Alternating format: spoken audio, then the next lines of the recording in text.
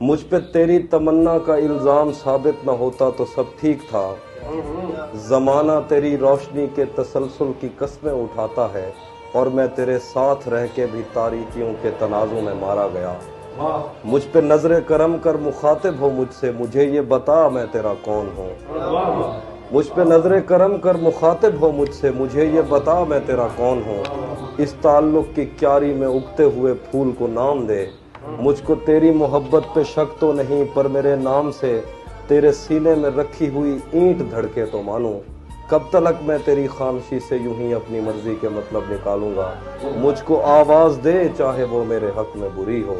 तेरी आवाज सुनने की ख्वाहिश में कानों के पर्दे खींचे जा रहे हैं। बोल दे कुछ भी जो तेरा जी चाहे बोलना। तेरे होंठों पे मकड़ी के जालों के जमने का दुख तो बहरहाल मुझको हमेशा रहेगा।